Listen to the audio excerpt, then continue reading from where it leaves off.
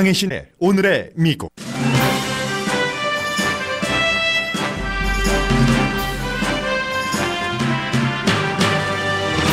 북미 실무 협상은 깨졌고 회담 내용에 대한 북한과 미국의 반응은 크게 다릅니다. 추후 회담에 대해 미국은 환영하지만 북한은 미국 하는 것 보면 가능할까 싶지 않다는 반응입니다. 트럼프 대통령이 중국에까지 정치 라이벌을 조사해야 한다는 공개 발언을 한 뒤 비난이 이어지자 대통령 지지 세력은 결집합니다. 왔다 갔다 발언을 해왔던 공화당 상원 원내대표는 대통령 탄핵을 막겠다고 선언했습니다. 그러나 온건한 공화당 지도자들은 탄핵 이슈와 관련해 침묵하거나 대통령을 비난합니다. 콜린 파웰 전 국무장관은 미국의 현 외교 정책이 대통령 우선 정치로 난장판이 됐다고 경고했습니다. 어떻게 당신의 영혼을 트럼프에게 팔 수 있느냐라는 마이크 폼페오 국무장관을 향한 칼럼이 눈에 띕니다. 일요일인 어젯밤에 시리아 북부에서 미군을 철군하겠다고 트럼프 대통령이 트윗했습니다. 터키 대통령과 전화통화를 하자마자 한 결정이고 미국을 도와 아이시스를 물리친 쿠르드족을 버리는 결정입니다. 이번 결정에 대해 린지 그레이엄 상원 의원처럼 트럼프 대통령을 위한 트럼펫을 불어왔던 정치인조차 쿠르드족에 대한 배신이라고 비판합니다. 대통령은 미국이 돈과 장비를 더 이상 쓸 필요가 없다면서 그 지역을 쿠르드족과 원수인 터키 대통령 손에 넘겼습니다.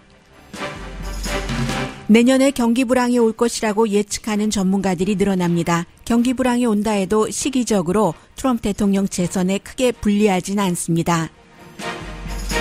오늘 연방대법원 새로운 회기가 시작됐습니다. 총, 드리머, 낙태 등 주요 이슈에서 스윙보트 역할을 할 대법관이 있는지가 이슈입니다. 18주일 동안 이어진 홍콩 시위가 과격해지는 것을 걱정하는 미국인이 많습니다.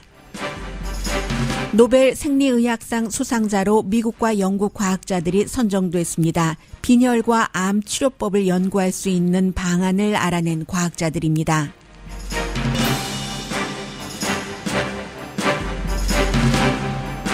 여러분 안녕하십니까? 오늘의 미국 강혜신입니다. 네. 로스앤젤레스 시간으로는 지난 토요일 오전에 스웨덴에서 열렸던 북한과 미국의 실무 협상이 깨졌습니다. 오전에 회담을 했고 그리고 이제 2시간 반 동안 북한 대표가 한 자동차 타고 10분 정도 가면 있는 북한 대사관으로 들어갔습니다. 아마 그 2시간 반 사이에 여러 가지 나중에 발표할 성명서를 썼을 겁니다. 2시간 반 이후에 오후에 회담이 이어졌지만 회담이 깨지고 말았습니다. 당연히 이제 처음에 미국이 가지고 온 보따리를 보면은 이 정도면 뭘 갖고 왔구나. 몇 시간 얘기해 보면 북한이 판단을 했겠죠. 그리고 나서 대사관에 가서 북한과 연락을 해서 외무성의 최선이라든가 등등의 사람들과 또 김정은 위원장과도 다 협의를 했을 겁니다. 그리고 나서 김명길 외무성 순회 대사가 이번에 대표였기 때문에요. 12분 정도 아주 깜깜해진 그런 시간에 본인이 써놓은 것을 읽었고 읽으면 한 문장 한 문장 영어로 통역이 있었습니다. 한마디로 미국이 구태의연하다. 방법이나 내용이 지난번 하노이 회담 때와 달라진 게 하나도 없고 이런 얘기를 했습니다. 그리고 나서 미국의 반응은 굉장히 미국은 낙관을 붙든다. 이런 것이 BBC 방송이나 영국의 이코노미스트의 표현인데 우리가 창조적인 아이디어를 가지고 갔고 아주 좋은 뭐라고 할까요? 좋은 토론을 했다. 그런데 두 사람이 만났는데 한 사람은 좋았다고 하고 한 사람은 나빴다고 하면은 그것은 결론은 나쁜 것이죠. 그렇기 때문에 해외 언론이 미국이 어떤 희망에 매달리고 있다라고 표현을 했습니다. 미국의 이 같은 발표가 있고 나서 북한이 중앙통신을 통해서 외무성 이름 없는 대변인의 여러 가지 내용을 얘기를 했는데 미국이 국내 정치에 우리 북한 핵 문제를 이용하려고 한다. 도용하려고 한다. 이제 앞으로 모든 것은 미국에 달렸다. 미국이 입장을 바꾸지 않으면 관계가 끝날 수 있다. 이런 성명이 나왔고요. 그 사이에 이제 김명길 대사팀이 베이징에 도착을 했죠. 베이징에 도착해서 한 얘기. 미국 미국은 2주일 안에 다시 회담을 할 수 있다고 하는데 그게 이제 스웨덴에서 주선을 한 거거든요. 거기에 대해서 아니 99일 동안이나 마련도 제대로 못했는데 하노이 회담 이후에 2주일 동안에 뭘 마련할 수 있겠는가? 끔찍한 그 사변이 치러질 수도 있다. 이런 내용도 얘기를 했고요. 그리고는 이제 김명길 대사와 북한의 외무성이 발표한 그 내용 가운데서 가장 중요한 것은 이 부분이죠. 대륙간 탄도미사일에 대해서 다시 발사를 할 수도 있다. 우리가 미국에 12월 말까지 시간을 줬다. 그것은 이제 지난번에 4월 달에 준 것과 똑같습니다. 북한은 대체적으로 본인들이 시간표를 정해놓고 큰 그림에 있어서는 한 말을 지키는 편입니다. 물론 지금 이렇게 2주일 안에 회담을 할 수 있겠어? 라고 얘기하고 며칠 뒤에 오늘 당장이라도 그 말을 바꿀 수도 있는 게 북한이지만 큰 그림의 입장은 지금까지 보면은 바꿔오지 않는 게 북한이기 때문에 12월 안에 어떠한 것을 내놓지 않으면 그 어떠한 것이 무엇인지 또 미국이 창조적인 아이디어들이라고 아이디어에 S자까지 붙여서 스웨덴에 가지고 갔던 것이 무엇인지도 사실은 밖에서는 정확하게 알 수가 없습니다. 그 페이퍼를 본 것도 아니기 때문에 다만 이제 북한은 12월 달이 되면은 러시아와 중국이 유엔 결의안을 지켜야지 되는 시한입니다. 그 결의안 가운데 가장 중요한 것은 북한 사람들이 해외에 나가서 돈벌이를 해서 외화를 북한으로 보내는데 그게 러시아와 중국의 가장 많은 돈이 그곳에서 거치는 거죠. 그것을 유엔 결의안에 따라서 중국과 러시아에서 북한 사람들을 내보내야지 되는 시한이 12월입니다. 그래서 이제 여기에 그 경제 제재를 풀어라 하는 것이 그렇게 되는 것이고 12월 달이 그렇게 되는 것이고 당연히 이제 어떠한 뭔가 종전 선언이라든가 이런 것도 포함이 돼 있었을 수 있고요. 해서 북한이 말은 빡빡하게 했지만 다시 또 2주일 뒤에 회담에 나갈 수도 있고 그러나 지난번에 여러 번 말씀드린 것처럼 북한은 쉽게 회담을 하고 별로 받는 것 없이 그런 일을 지금 할 만한 시점이 아닙니다. 왜냐하면 너무 점점 강해지고 있고 지금 계속 회담을 하기 직전에도 잠수함 탄도미사일 테스트도 했고 이런 식으로 핵 능력은 강화되고 트럼프 대통령의 국내 역할, 국내에서의 어떠한 입지는 점점 약해지고 있기 때문에 북한이 미국에 꿀리고 들어올 이유가 전혀 없는 겁니다. 그래서 다음번에 설령 2주일 뒤가 됐건 11월 달이 됐건 실무회담에 나온다 하더라도 미국이 더 주면은 줘야지 되지 북한이 양보할 리는 별로 없어 보인다 하는 게 상식적인 판단이고요. 그리고 이제 이것과 관련해서 지난주에 이미 북한에서 중국에 많은 대표단이 갔습니다. 그래서 아마 스웨덴에서 회담을 끝나자마자 그런 것을 보고도 하고 또 훈수도 들을 겸 시진핑 중국 국가주석을 김정은 위원장이 만나러 간다 하는 얘기가 많이 있었는데 이번에 일단 원래 빨리 갔으면은 어제나 그제 도착할 수도 있어야지 되는 그런 타이밍인데 가지 않았습니다. 갈 수가 없죠. 중국은 북한이나 미국을 향해서 항상 대화로 핵 문제를 풀어라 하고 얘기를 하고 있고 그리고 이번 주 목요일부터 워싱턴에서 중국과 미국의 이 무역 협상이 다시 시작되는데 중국이 자신들이 한 말을 그렇게 해놓고 나서 떡하니 김정은 위원장을 받아들인다면은 미국에서는 그래? 그럼 이번에 실무회담을 깨고 간 게 시진핑이 코치에서 그 코치에 따른 것일 수 있어. 이렇게 미국이 생각할 그럴 오해의 소지를 남길 수는 없겠죠. 그래서 아마 이 김정은 위원장의 중국 방문이 연기됐거나 일단 지금 가지 못하게 되는 것은 스웨덴에서의 회담이 깨졌기 때문이다. 이렇게 보시면 되겠고요. 그러나 중국과 북한은 지난달에 3번이나 시진핑 주석과 김정은 위원장이 서로 편지를 주고받았다고 하잖아요. 외교 관계를 수립한 지도 70년이 되고 그리고 거창하게 새로운 무기들을 역대 아무리 열병식을 했어도 그처럼 화력을 중국이 과시한 적은 이번이 처음이었다고 하잖아요. 그런 것 70주년 또 동맹의 외교를 맺은 70주년을 맞아서 우리는 서로 편지 주고받은 거 보면은 비바람을 폭풍우를 다 거치고 한마디로 국제 정세와 상관없이 우리의 그 동맹은 혈맹이다. 이런 것을 그 강조를 해서 했다고 하고요.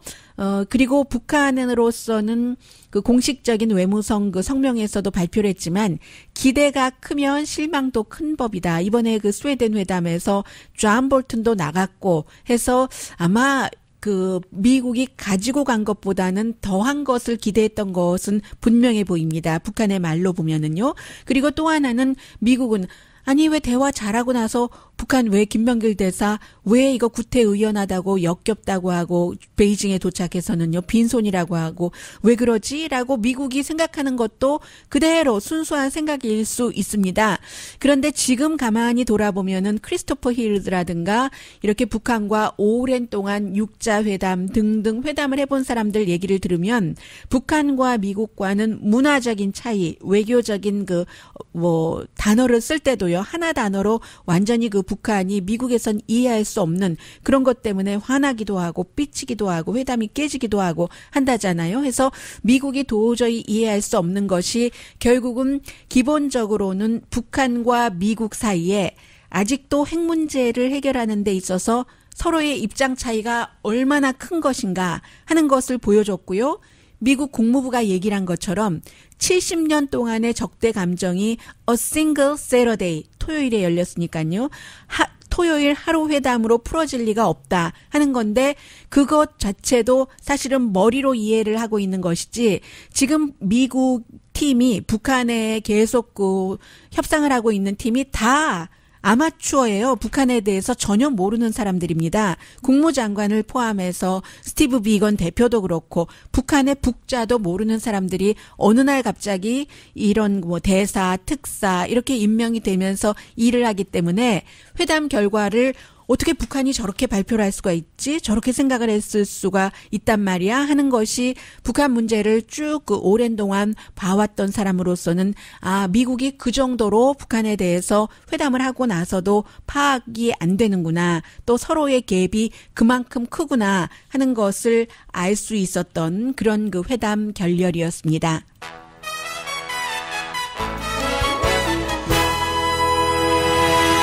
그리고는 이제 미국에서는 정말 그 대단한 지금 뭐 또다시 두 번째, 세 번째 내부 고발자도 나오고 그 내부 고발자의 고발에 의해서 미국 대통령이 대통령 권력을 이용을 해서 외국 지도자에게 자신의 정치적인 적에 대해서 뒷조사를 하라고 했다. 이로 인해서 이제 탄핵 절차가 시작이 됐는데요. 지금 보면은 너무 많은 내용들이 나오고 세세한 것을 뭐 다 일반 그 뉴스를 팔로우 하시는 분들께서 아실 필요는 없다고 생각이 됐는데요. 그래도 큰 그 줄기는 말씀을 드리겠습니다. 주말에 어떤 일이 있었냐면 이제 그 대통령의 비서실장 대행은 오히려 대통령 탄핵 절차가 굉장히 대통령에게 도움이 될 것이다. 상원에서 유죄가 되고 상원에서 이제 기소를 하는 거죠. 그리고 하원에서요. 그리고 나서 기소를 해서 상원으로 이걸 보내면 상원에서 재판을 하는데 상원에서 당연히 무죄라고 할 것이기 때문에 그 이후에는 트럼프 대통령이 45개 주에서 승리를 할 것이다. 이 5개 진다는 주가 어딘지는 말하지 않았는데 캘리포니아하고 뉴욕이 포함되지 않겠어요. 당연히 만약에 그 시나리오가 그대로 간다면 그 시나리오가 아니더라도 그렇고 그런데 이 비서실장이 얘기하는 게 어떠한 자료를 바탕으로 얘기한 게 아니라 분위기상으로 트럼프 대통령 그 지지 기반이 너무나 트럼프 대통령 그 주변으로 똘똘 뭉쳐 있기 때문에 하원에서 탄핵을 한다고까지 하니까 그래서 그런 내용이 나왔다는 게 악시오스의 분석이고요. 프랭크 그레이엄 그 복음주의자 이 목사 같은 경우는 주말에 그렇기 때문에 우리가 그 트럼프 대통령을 위해서 기도해야지 된다. 그를 지켜줘야지 된다는 그 목사로서의 캠페인 강하게 그 시작을 했고요. 그에 비해서 그 리처드 닉슨 당시에 워터게이트 특종을 했던 그 밥 우드월드 같은 경우는 상원 의원들이 지금 너무 힘들어하고 있다라고 얘기를 합니다. 예를 들어서 뭐 수잔 콜린스 이런 사람 같은 경우는 중국에까지 이 조 바이든 좀 조사를 해라고 얘기하니까 그건 대통령으로 해서는 안 되는 일이지라고 얘기를 하고 있고 몇몇 그 상원 의원들이 그런 표시를 합니다. 그러나 뭐 밋 롬니 같은 사람은 늘 그랬으니까 그렇다 하고 그리고 대통령은 내가 우크라이나 대통령과 왜 전화했는지 알아? 에너지 장관이 릭 페리가 전화하라고 해서 했어 하고 또 릭 페리에게 떠넘깁니다. 그러니까 릭 페리는 이제 다 자신 나중에 먹고 살 거 다 준비를 해놨고 에너지 장관이었을 때 와이프가 하는 일을 통해서 에너지부에 새로운 것을 만들어 놓고 다음 주에 사임한다는 것 아니겠어요? 사임하면서 나 이 케이스에 대해서 뭐 의회에 나가서 증언하겠어 하면서 내가 대통령에게 당연히 우크라이나 그 대통령과 전화 통화하라고는 했는데 에너지에 대해서 얘기하라고 했지 나는 조 바이든 이런 건 몰라라고 에너지부 장관은 얘기를 하고 있고요. 그리고 그 트럼프 재단에서 전에 그 CEO로 일을 했었던 그 뭐 바브라 레스 라스트 네임 제가 잘 모르겠는데요.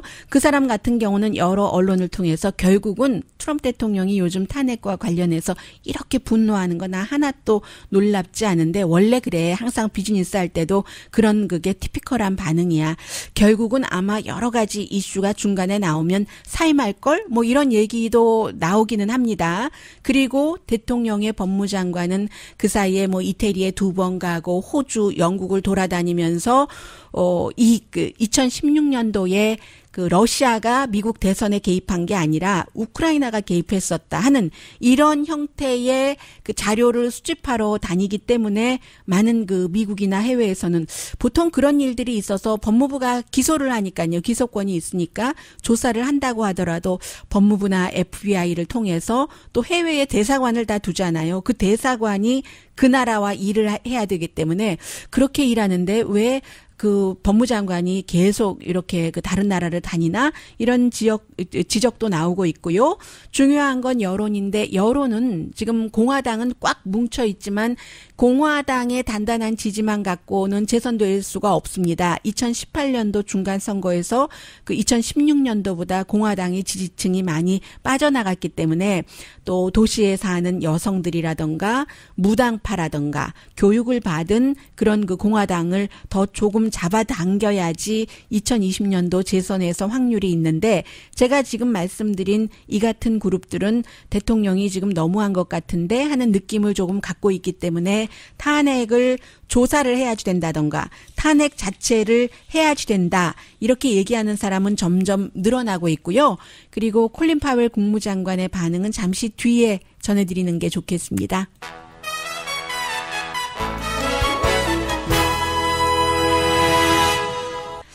네, 잠시 뒤에는 이제 콜린 파웰 음성도 오랜만에 들어보시겠고요. 또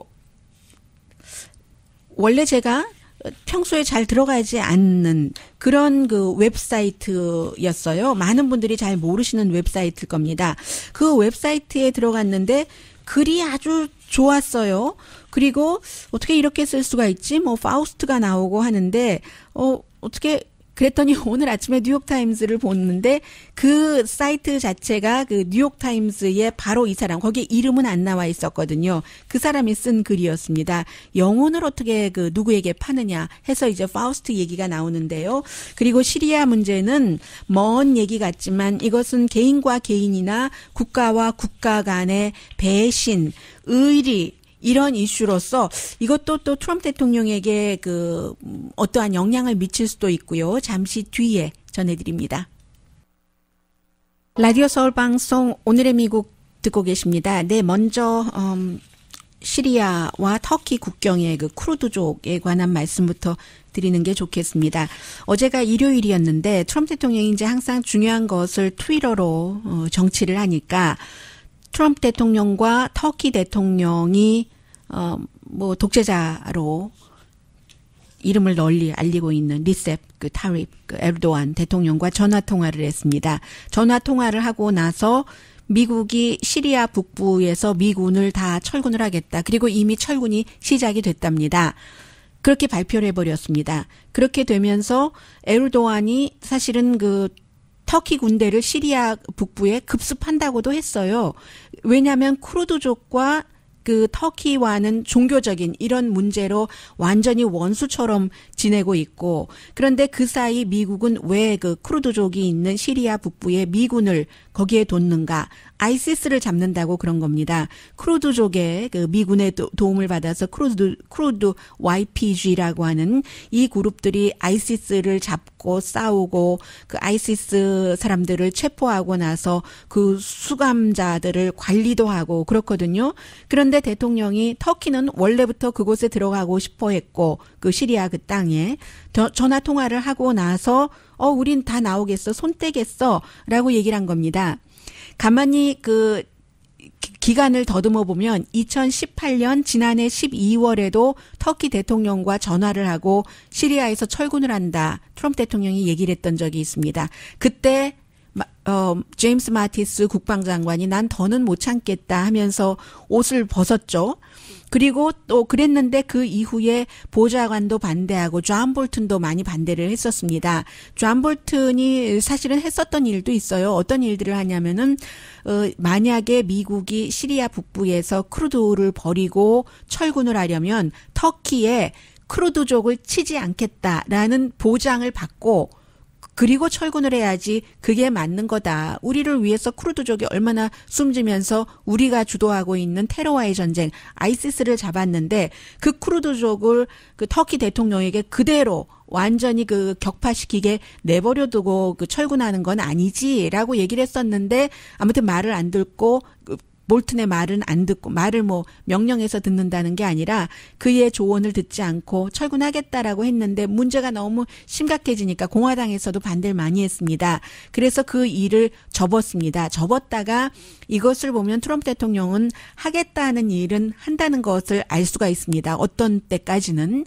그리고 왜냐하면 큰 그림에서 보면은 트럼프 대통령의 입장에서는 뭐 해외에 군대 보내면서 다른 나라와 전쟁을 유지하면서 미국 돈 쓰지 않겠다 하는 공약을 했기 때문에 그 공약을 지키는 것이라고도 볼 수 있는 것이고 그리고 이제 또 이 터키 대통령 백악관에 11월 달에 초대한다는 약속도 이번 전화에서 했다고 하고요. 가만히 보면은 그 터키 대통령은 본인이 뭐 정치적인 적이나 아니면 그 저널리스트 같은 사람도 본인의 정책에 반대되면은 많이 그 가두고 이런 그 독재 활동을 하고 2017년에 미국에 왔었습니다. 그때 워싱턴을 방문했더니 그 쿠르드족이 아니 우리를 그렇게 힘들게 하는 이 터키 대통령이 왔단 말이야 하고 시위를 하니까 터키 대통령의 에르도안의 경호원들이 쿠르드족 시위대에게 막 폭행을 했죠. 폭행을 해서 15명의 그 터키 대통령 바디가드를 미국에서 기소를 했습니다. 그랬다가 18년도에 기각을 했죠. 그때가 어떤 때냐면은 이 그 마이크 폼페오 국무장관이 터키 대통령 만나러 가고 그때 자말 카쇼기 살해가 있었고 그 자말 카쇼기가 터키의 대사관에서 사우디 사람이지만 살해가 됐기 때문에 이것도 흐지부지 됐어요. 이 사우디아라비아의 왕자가 이 사람을 처음에는 뭐 완전히 뭐 살해를 했다라고 터키도 입장 얘기하다가 미국의 폼페오 국무장관이 가서 서로 뭐 웃고 얘기하고 하더니 흐지부지 되고 경호원도 그 폭행 기소를 풀어주고 그리고 이제 미국 대통령은 계속 그 사우디 그 왕자와 사이좋게 지내고 하는 그런 이 터키 대통령이 쿠르드를 짓밟을 수 있는 그런 계기가 되기 때문에 이제 미국에서는 굉장히 반대를 하고 있는 거죠. 트럼프 대통령은 쿠르드족이 우리와 싸우기는 했지만 우리가 그동안 돈을 너무 많이 썼고 시리아 북부에 장비도 너무 많이 썼고 어차피 터키와 쿠르드족은 수십 년 동안 싸워오지 않았느냐. 뭐 끝없는 전쟁에서 미국은 나와야지 될 때다. 우리 군인들도 집으로 돌아오게 할 것이다. 미국은 미국의 이득이 되고 이기는 전쟁에서만 싸우겠다라고 얘기를 합니다. 그리고 또 오늘 계속 트윗을 하는 거예요. 터키, 유럽, 시리아, 이란, 이라크, 러시아, 쿠르드 모두 다 아이시스 싫어하잖아. 그러니까 아이시스 그들이 잡게 내버려둬. 우리는 솔직히 아이시스와 7,000마일이나 떨어져 있거든. 아이시스가 우리 미국 가까이에 올 때 그때 다시 군대를 보낼게. 이런 식으로 대통령이 트윗을 했습니다. 대통령의 공약인 거예요. 미군을 미국으로 돌려오겠다는. 그리고 2020년도에는 아프가니스탄에서도 철군하겠다는 얘기 아니겠어요? 그러자 공화당 린지 그레이엄 의원은 사실은 대통령 되기 전에 이 사람도 예비 경선에 나갔었잖아요. 트럼프 대통령을 얼마나 완전히 뭐 흉악범처럼 그렇게 얘기를 하더니 그 큰 힘을 갖게 되니까 그 다음부터는 옆에서 같이 골프 치고 계속 트럼프 대통령의 말을 홍보해주는 우크라이나까지 대변인 형태로 앞장섰는데 다른 그 상원 의원들이 이건 좀 너무했어 하고 눈치 보고 있는 사이에 그런데 드물게 트럼프 대통령을 강하게 비난을 하고 있습니다. 오늘 아침 팍스 앤 프렌즈에 나왔으니까 대통령이 볼 것을 알고 한 거죠. 시리아 북부에서 군대를 철근하겠다고 이게 말이 되느냐? 너무 근시안적이다. 무책임하다. 그쪽 지역을 불안하게 해서 결국은 미국의 이해에도 마이너스 효과가 날 것이다. 그리고 나서 방송에 출연하고 나서도 재난이다. 아이시스가 다시 기승을 부리게 될 거다. 미국이 어떻게 미국을 위해서 싸워온 쿠르드족을 그렇게 그런 형태로 버릴 수가 있는가. 지금 쿠르드족이 오히려 다시 이란 이런 나라와 손을 잡을 것이다. 내가 상원에서 결의안을 만들 것이고 대통령의 결정을 바꾸도록 할 것이며 이 결의안은 초당적인 지지를 받을 것이다. 이게 린지 그레이엄의 얘기입니다. 케빈 맥카시 역시 대통령 지지하는 그 하원 원내대표도 이건 아니지 배신이지라는 얘기를 했고요. 마르코 루비오도 대단한 실수다라고 했지만 이미 철군이 시작이 됐거든요. 해서 밋 럼니 같은 경우는 참 미국은 이제 더 이상 동맹국으로부터 쿠르드주도 미국의 동맹이었으니까요. 믿지 못할 나라라는 그런 완전히 그런 도장을 딱 도장 찍힘을 받게 됐다라고 얘기를 했고 케빈 맥카시 얘기 조금 더 덧붙이자면 약속이라는 것은 지켜야지 된다. 우리를 위해서 도왔던 크루즈를 어떻게 그렇게 비난할 수가 있는가? 오늘 역시 팍스 앤 프렌즈에 출연을 해서 하원 원내대표가 얘기를 했습니다. 그랬더니 팍스 앤 프렌즈의 3명 가운데 1명 그 진행자인 브라이언 키멜가 케빈 맥카시에게 빨리 더 늦기 전에 대통령에게 전화해서 마음 바꾸라고 해라 했는데 이미 뭐 철군 시작했다고 하는데요. 니키 헤일리 전 유엔 대사는 동맹국 뒤에 미국은 항상 있어야지 된다. 그래야 우리가 필요할 때 동맹도 우리를 돕는다. 마이크 허카비는 예외네요.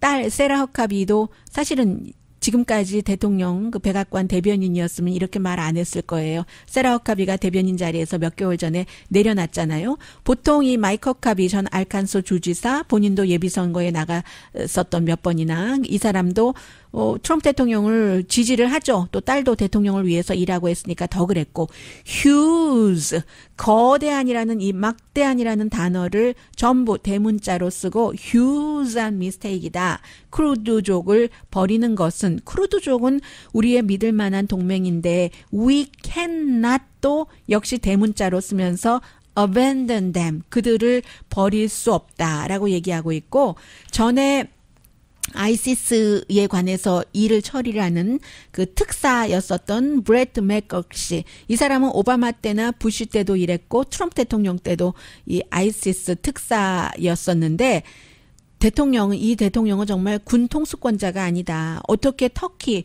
그 대통령과 전화통화 한 번 하고는 우리의 동맹 크루드를 그쪽으로 그냥 넘겨주고 마느냐라고 얘기를 했고요. 외국 리더와 전화통화 한 번 하고 나서는 완전히 러시아와 이란과 아이시스에 큰 선물을 주네. 이런 얘기를 했습니다. 이 특별 아이시스 대사도 제임스 마티스 국방장관이 물러날 때쯤 해서 그때쯤 해서 떠난 거거든요. 원래 조금 임기 같은 것이 있었는데 시리아에서 군대 철군한다고 할 때 그때도 반대를 했기 때문에 이제 대통령이 빨리 나가라고 해서 나온 거죠. 그리고 나서 대통령이 그 당시에 나는 그 사람 누군지 몰라. 본인이 임명을 했는데 본인이 모른다고 얘기를 했고요. 지금 이 크루드족 이 얘기는 제가 여러분들께 왜 말씀드렸냐면 모든 국가가 다 보고 있는 거죠.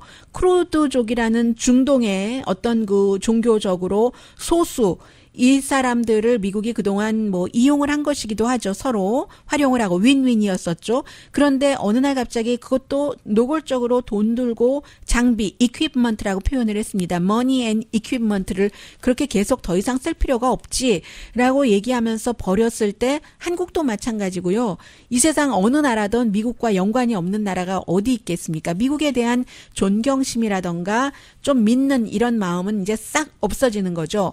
물론 어떤 그 대통령이 다른 나라 동맹국과 약속을 하고 나서도 정치 기류가 변해서 지키지 못하는 때가 많습니다. 아주 뼈 아팠던 때가 리처드 닉슨이 사임을 함으로 인해서 베트남을 지켜주지 못했던 그런 것이 있는데, 지금 이번에 그 미국의 행정부는 그런 비상사태가 아닌데도 그냥 바로 눈앞에 있는 뭐 달면 삼키고 쓰면 뱉고 하는 이것을 미국이 철저히 세계에 보여주고 있다는 거죠.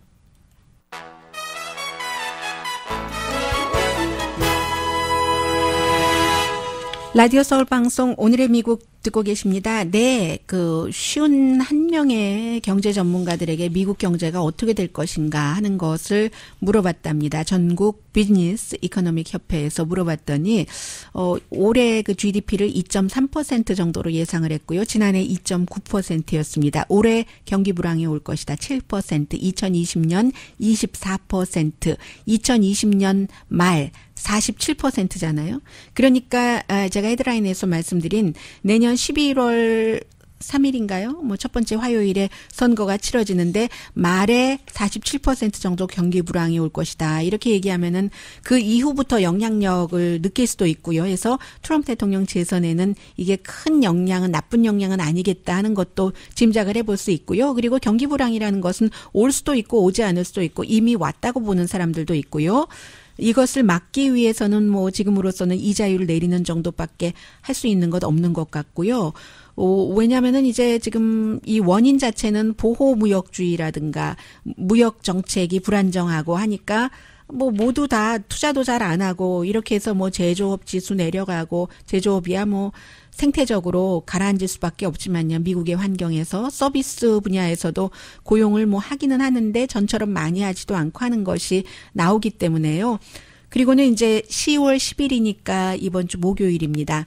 워싱턴 DC에서 중국과 이런 그 무역 협상을 하게 되는데, 미국 경제가 성장하기는 하지만 뭐 그다지 지난 10년 동안 꾸준하게 성장을 하고 확 성장을 했었던 지난 1, 2년 사이 그 정도는 안 되는 거죠. 이게 이제 중국과 미국의 여러 가지 무역 문제 때문에 그런다고 하니까 이번 주 목요일부터는 그쪽으로 이제 탑 뉴스가 몰려갈 테고, 연관해서 그 트럼프 대통령이 지난번에 시진핑 중국 국가주석과 전화 통화를 하면서도 내가 홍콩 문제에 눈 감을 테니까 뭐 조 바이든 좀 뭐 조사를 해, 뭐 이런 등등의 얘기도 했었다. 뭐 그것까지 다 통화 내역 내놓아라. 뭐 이런 얘기 나오고 있잖아요.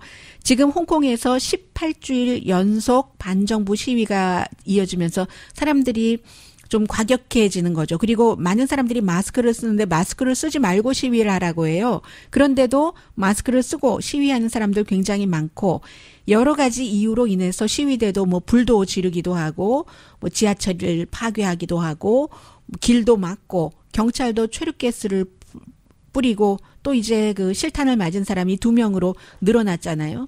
택시기사도 누구에겐가 매를 맞고, 뭐 군복을 입은 군인들이 쫙 그 홍콩 시내에 있고, 또 노란색 깃발까지 걸면서 뭐 이거 기소한다 뭐 이런 얘기들 하고 있고, 캐리 람 그 행정관이 폭력은 안 돼라고 하지만 소용이 없고, 시위가 길어지고 또 이쪽에서의 대응에 따라서 양쪽의 대응 서로 이제 하는 것에 따라서 하는 거잖아요. 점점 폭력이 그쪽의 시위에 개입이 되기도 하고요. 해서 뭐 그런데도 아직도 더 이상 이 정부를 참을 수 없다라는 시위대의 목소리는 이어집니다. 중국이 우리를 많이 보장을 하지 않고 있고, 우리는 과거에 자유롭게 살던 그 시절처럼 보장을 해라. 중국 아래 들어가서 여러 가지 감시받고 억압받는 생활 싫다 하는 게 시위대의 목소리고요. 그래서 이제 그런 부분도 있고, 미국에서는 또 그 트럼프 대통령이 지금 뉴욕 법원과 세금 보고, 맨하탄 지방법원이 8년 동안의 대통령 개인 세금 보고 사업소득세 이런 거 다 제출해라 라고 판결을 내렸습니다. 판결 내리자마자 바로 항소했고요. 이게 다 또 선거법 위반과도 관련이 되고, 스토미 데니엘스라는 그 여성에게 돈 줬다는 허쉬머니 줬다는, 그리고 나서 그 대통령 그 변호사, 개인 변호사에게 뭐 가짜로 이제 돌려주고 뭐 리임버스먼트 하고 뭐 이런 모든 그 세금에 관한 거, 이게 다 뉴욕 법에 따르면 위법이랍니다. 그래서 그런 것들이 선거와도 연관이 돼서 지금 이 세금 보고와 관련해서 대통령이 올해 3번이나 고소를 했습니다. 처음에는 하원 민주당이 자료 내놔라 하니까 고소했고, 뉴욕을 고소했고, 오늘 또 했고요. 그리고 오늘이 이제 그 10월 1일은 아니지만 오늘부터 연방도 회기가 시작이 되고 연방 대법원도 새로운 회기가 시작이 됐거든요. 여러 가지 이슈가 있죠. 낙태, 총, 동성애자 권리, 정치와 종교의 분리, 이민, 특히 이제 드리머에 관한 것, 대통령의 파워, 의회의 권한, 많은 것을 이제 그 판결을 하게 되는데 지금부터 내년까지요. 보통 전통적으로 미국의 연방 대법원은 선거철에는 크게 논란이 되는 이슈를 잘 그 심의하지 않습니다.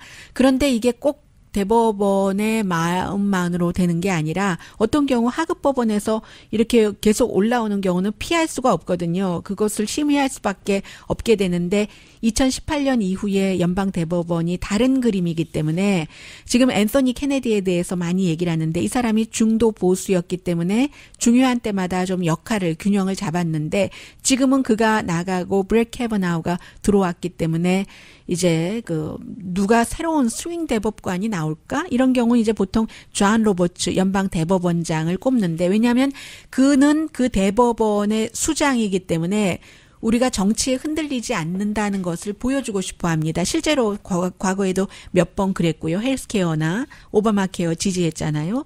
2012년도에. 그리고 7년 뒤에 얼마 전에 그 상무부에서 시민권자인가 아닌가 그 물음을 인구 센서스에 넣는가 안 넣는가 이것을 못 넣게 한 게 존 로버츠고 그런데 딱 7년 사이에 2번밖에 없었어요. 그래서 존 로버츠가 스윙보트 역할을 하기는 좀 그렇다고 보는 사람들이 많은 것 같고 그래서 사람들이 오늘 뭐 여러 뭐 로스앤젤레스 타임즈 같은 경우도 앤서니 케네디를 그리워하는 그런 그 오피니언 글을 UC 버클리의 뭐 얼윈 커머린스키라는 교수가 쓰기도 했는데요. 이제 가을이기 때문에 보통 사람들은 가을이 가을이지만 미국의 그 연방 법원에서의 가을은 이렇게 좀 빡빡하게 시작을 합니다.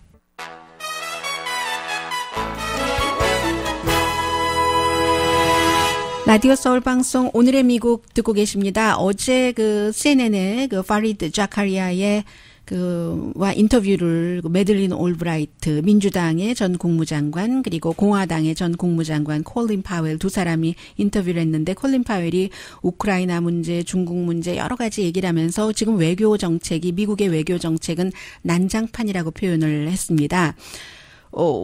왜냐하면 우리 자신이 그 공화당이었을 때 대통령에게 뭔가가 잘못됐다 하면은 보통 사람들이 이렇게 대통령에게 이거 지금 잘못됐습니다 해서 우리가 고칠게요, 수정할게요 하고 수정을 하는데 이번에는 대통령이 뭘 잘못하면 대통령이 잘못한 말을 한 것도 옆에 사람들이 다 막아준다. 지난번에 그 엘라바마의 허리케인도 상무부에서 대통령이 잘못 말한 것을 가지고 오히려 그 기상청이 그 대통령 말대로 해라 하고 했다는 거잖아요.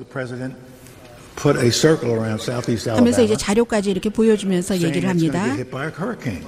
허리케인 그 엘라바마에 가지 않는데 간다고 하고 나서는 그 수습했던 것 아시죠, 여러분? And in my time, in her time, one of us would have gone to the president and said, Mr. President, you screwed up. 보통 이제 헐타임이라고 한 건 옆에 메들린 올브라이트, 빌 클린턴 당시에 그 국무장관이 앉아있기 때문에 그랬던 겁니다. 이 행정부는 대통령이 잘못하는 모든 것을 그것이 진실인 양 행정부 사람들이 옆에서 막아주고 있다. 이건 아니다. 언론도 사람들이 박수를 치는데 왜 박수를 치냐면 언론도 할 일이 있고 연방 대법원, 입법부, 행정부 다 해야지 되는데 지금 트럼프 대통령 시기에는 헌법은 미국이 We the People로 시작하는데 Me the President로 시작한다. 공화당이 잘못하고 있다는 얘기를 합니다. We the people, not me the president. 네, 이런 얘기였고요. 그리고 이 내용은 뭐 시간도 짧고 그리고 관심 있으신 분들 읽어보시라고 그냥 안내만 하는 정도 되겠습니다. 왜냐하면 마이크 폼페오에 대해서 너무 신랄하게 얘기를 해서요. 그 뉴욕타임즈의 프랭크 브루니가 뭐라고 썼냐면 어떻게 당신의 영혼을 도널드 트럼프에게 팔 수가 있는가 하면서 예전에 트럼프 대통령이 대통령 되기 그 직전에 린지 그레이엄, 기타 등등 지금의 대통령 비서실장, 또 대통령 자문 이런 많은 사람들이 막 대통령을 그보다 더할 수 없는 그 가장 그 오점이 많은 인간이라든가 거짓말장이 천박한 그 인간 이렇게 하고 나서 지금 대통령이 힘을 가지니까 그 옆에서 그 아부만 해서 이 그 마이크 폼페오 국무장관 같은 경우도 그 대통령 되기 전에 독재적인 대통령이 될 거다. 헌법을 무시하는 대통령이 될 거다. 공화당은 정신 차리고 그 트럼프가 강해지는 걸 막아야지 될 거다.